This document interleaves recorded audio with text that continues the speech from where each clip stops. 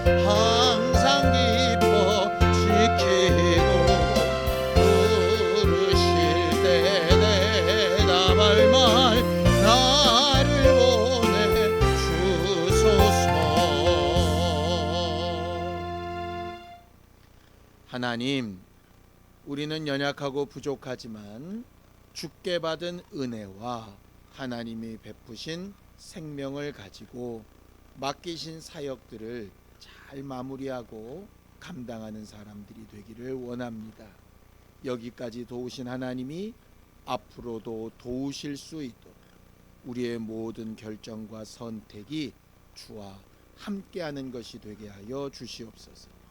믿음으로 언금한 손길들 위에 복을 주시고 하나님께서 매 순간 우리와 함께 하시는 기쁨과 행복을 채워 주시옵소서. 예수님의 이름으로 기도하였습니다. 아멘. 하나님의 말씀은 시편 99편 1절에서 9절까지 말씀을 함께 합독하겠습니다. 시편 99편 1절에서 9절까지 말씀을 합독하시겠습니다. 함께 읽습니다. 시작. 여호와께서 다스리시니 만민이 떨 것이요 여호와께서 그룹 사이에 좌정하시니 땅이 흔들릴 것이로다. 시온에 계시는 여호와는 위대하시고 모든 민족보다 높으시도다. 주의 크고 두려운 이름을 찬송할지니 그는 거룩하심이로다. 능력 있는 왕은 정의를 사랑하시느니라. 주께서 공의를 견고하게 세우시고 주께서 야곱에게 정의와 공의를 행하시나이다. 너희는 여호와 우리 하나님을 높여 그의 발등상 앞에서 경배할지어다. 그는 거룩하시도다. 그의 제사장들 중에는 모세와 아론이 있고 그의 이름을 부르는 자들 중에는 사무엘이 있도다. 그들이 여호와께 간구함에 응답하셨도다.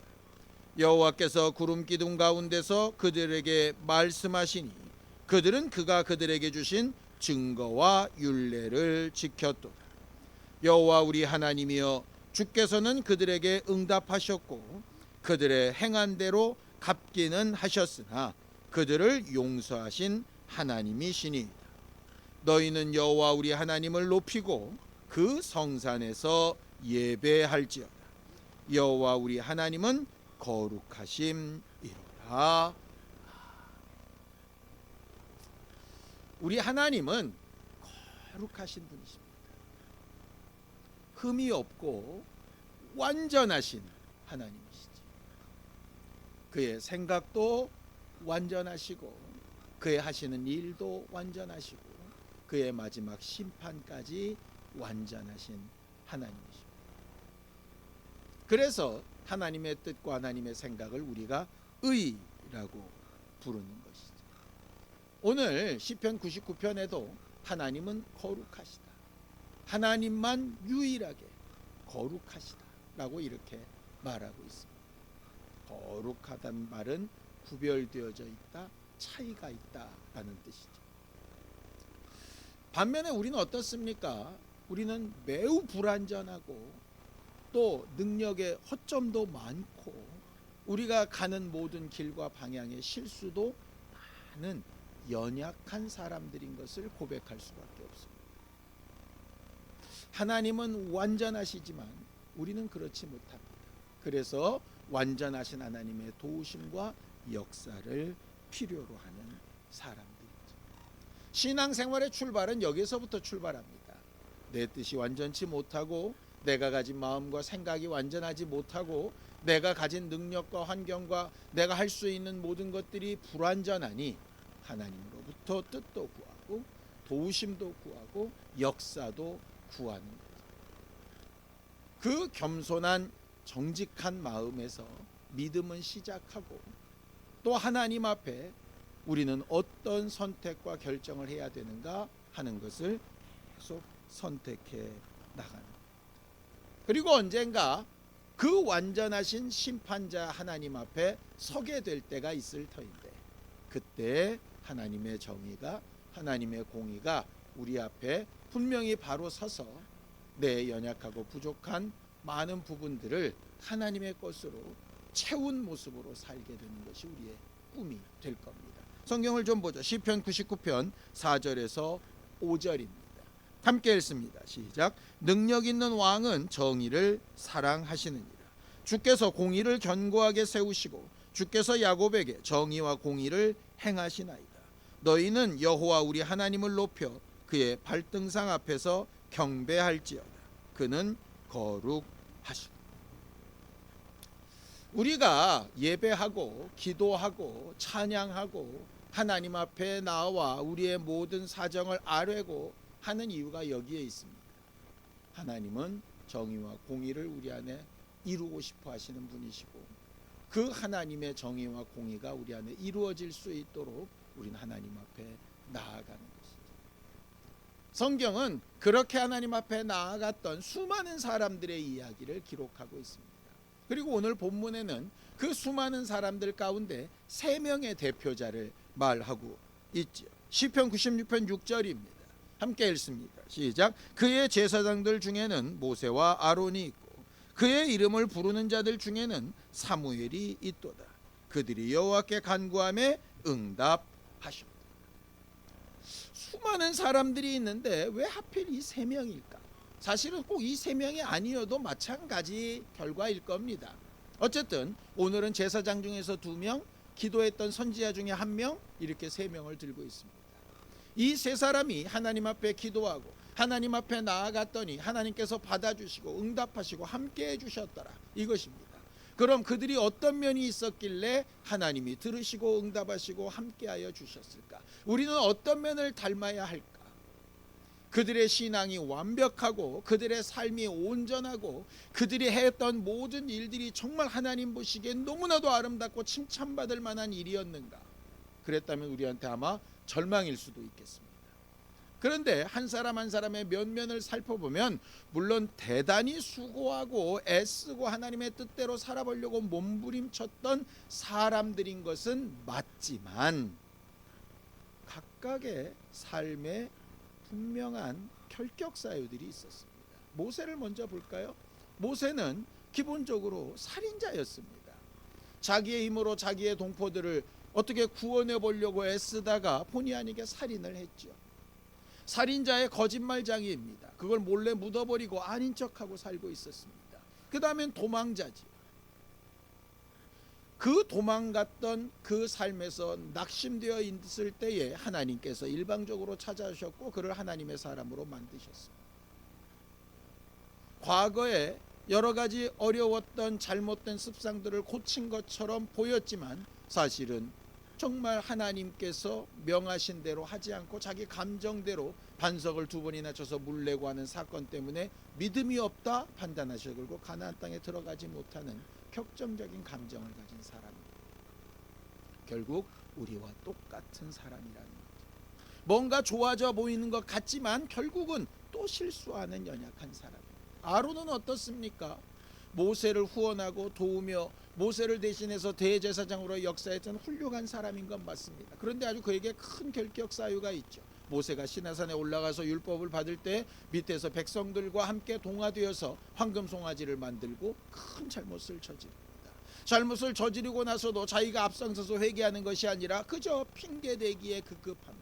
나중에는 미리암과 함께 작당에서 모세에게 대항을 하기도 합니다. 그렇게 거룩하고 깨끗하고 완전한 대제사장 아니었던 것이죠. 사무엘은 그나마 좀 더 낫습니다. 어려서부터 정말 성실한 마음으로 기도하는 사람으로 백성들을 잘 이끄는 인도자로 정말 열심히 살아갑니다. 그런데 그에게도 큰 결격 사유가 하나 있었는데 자기의 스승 엘리처럼 자기 자식들을 제대로 가르치지 못한 한계가 있었어요. 자기 자신의 믿음은 대단히 훌륭하게 잘 유지했지만 자기 자녀들을 제대로 된 하나님의 일꾼으로 만들어내지 못했죠. 왜 그렇습니까? 근본적으로 우리는 연약하고 부족하고 한계가 있는 존재이기 때문에 그렇습니다.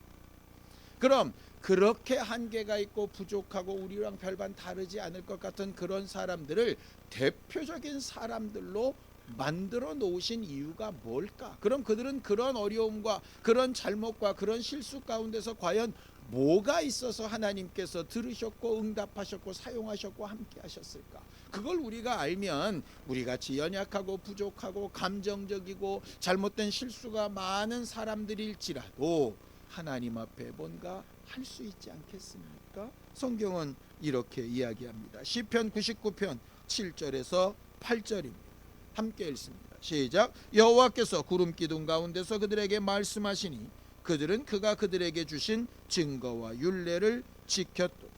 여호와 우리 하나님이여 주께서 그들에게 응답하셨고 그들이 행한 대로 갚기는 하셨으나 그들을 용서하신 하나님이시니. 그들이 실수와 잘못과 연약한 부분이 있음에도 불구하고 용서받을 수 있었던 이유가 뭡니까? 하나님이 말씀으로 가르치셨던 율례와 법도를 지켜보려고 매우 노력했다는 것.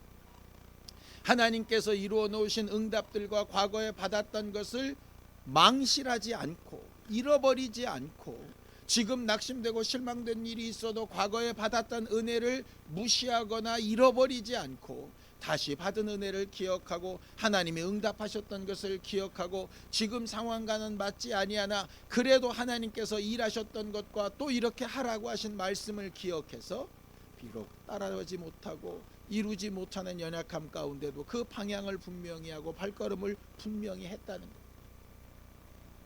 가나안 땅에 들어가지 못하는 것이 너무나도 억울하고 힘든 일이지만 멈추라 하시는 말씀에 멈췄다는 일. 자기가 지은 죄가 있지만 그 지은 죄에도 불구하고 낙날 검으로 정말 우상 숭배하던 자들을 치라 할 때 정말 눈물을 머금고 양심을 접듯이 그렇게 순종했던 것들이 있던 것이죠. 자기가 정말 하나님 앞에 기도한 것이 있었어도 이루어지지 않은 부분이 있을 때 하나님의 손에 맡겨놓고 하나님이 역사에 나가시를 정말 가슴 아픈 마음으로 기대하여 보고 있었던 그런 겸손함이 있었던 것. 우리는 지금까지 살아오면서 하나님으로부터 많은 증거와 응답을 얻었던 사람들입니다. 크던 적도 또 하나님께서 우리에게 이렇게 하라 하시는 주의 말씀을 많이 듣고 배웠던 사람들입니다. 비록 완벽하게 이루지 못하고 완벽하게 순종하지 못하고 계속해서 지금까지 잘 유지하며 살지 못할지라도 우리의 행한 대로 갚기는 하시나 용서하시는 하나님 앞에 하나님이 베푸신 증거와 율례를 기억하며 계속해서 방향을 수정해가고 하나님의 도우심과 은혜를 구하는 우리 모두가 될 수 있기를 바랍니다. 올 한 해 동안 우리는 은혜 위에 계속해서 다시 시작되는 삶을 살아보려고 애쓰며 여기까지 왔습니다. 어찌 보면 그렇게 애쓴 것에 비해서 우리의 삶이 너무 초라할 수도 있습니다. 그러나 하나님께서 지금도 우리와 함께 하십니다. 우리의 행한 대로만 갚아버리시면 아무 소망이 없지만 그럼에도 불구하고 또 용서하시고 다시 기회를 주시는 하나님 앞에 우리가 겸손히 오늘 하루를 고백하면서 하나님, 내게 주신 증거들을 기억합니다. 내게 베푸신 은혜들을 기억합니다. 앞으로 하나님의 방향을 향해 이렇게 나아가겠습니다. 고백할 수 있는 우리 모두가 되기를 예수님의 이름으로 축원합니다. 기도하시겠습니다. 하나님 아버지, 우리 모두를 도우시고 인도하여 주셔서 하나님의 나라와 의가 우리 안에 이루어지게 하시고 연약하고 부족한 삶 가운데 주님 베푸신 은혜와 능력으로 풍성케 되어 살아가는 우리 모두가 되도록 도와주시옵소서. 이제는 우리 주 예수 그리스도의 은혜와 하나님 아버지의 극진하신 사랑과 성령님의 감동하시고 함께 하시는 분명한 증거가 주께서 베푸신 증거와 율례를 따라 살아가려고 하는 우리 모두 위에 이제로부터 영원까지 함께 있을지어다. 아멘.